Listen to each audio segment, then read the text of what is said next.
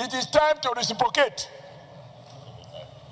This Senate should adopt a position that MTN, a South African company that is cutting away millions of dollars from Nigeria every day, that Nigeria nationalize it and withdraw its license.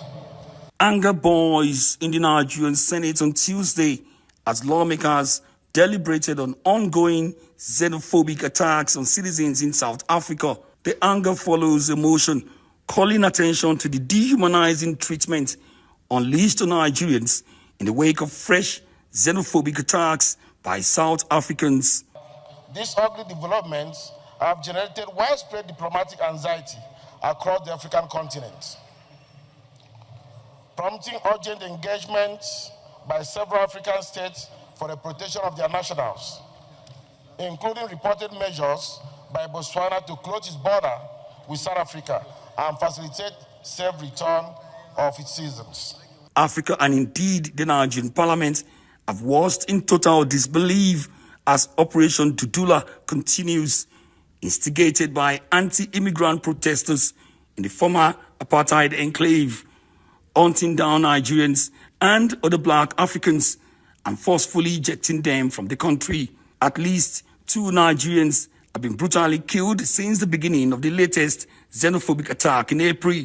The Nigerian parliament has seen enough, with some senators unable to hold back their anger as they recall Nigeria's sacrifices in the freedom fight to liberate black South Africans during the heinous days of apartheid. This is a very gory situation where Nigerians living in South Africa have over the years been disrespected, molested, annihilated, and hunted down.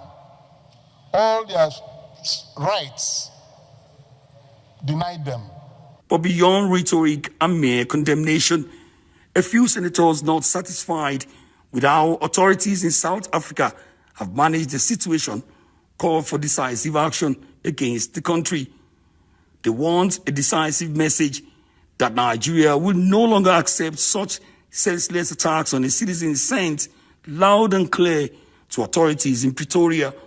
The government of Nigeria should stand up to jealously guard and protect their interests in accordance with the United Nations Charter and other relevant international treaties to protect the rights of Nigerians. The South African government has refused to intervene on behalf of justice. In the wake of escalating xenophobic attacks, countries like Botswana and Zimbabwe have taken tough measures against South Africa, including closure of their borders and cutting off electricity supply to parts of South Africa. If you hit me, I hit you. I think it is appropriate in diplomacy. It's an economic struggle. What the black South Africans are saying is that Nigerians are taking their jobs. Okay, Nigerians, come home. I take over the job of MTN. Nigerians, come home. I take over the job of DSTV.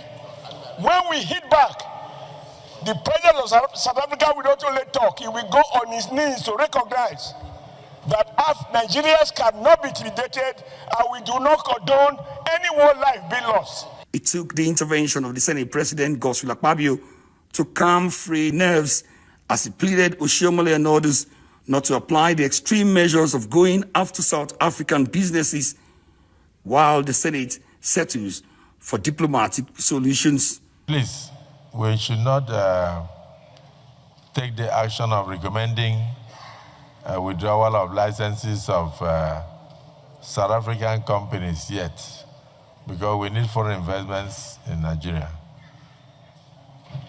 We should rather,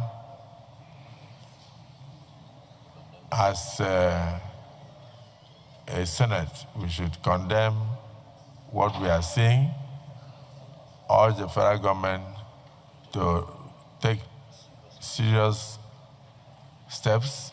As part of the diplomatic measures, the Senate subsequently resolved to send a high-powered delegation led by the Senate President Akpabio to meet with the authorities in South Africa to register Nigeria's displeasure over the treatment being meted at its citizens. Omo Bazwaye, Arise News.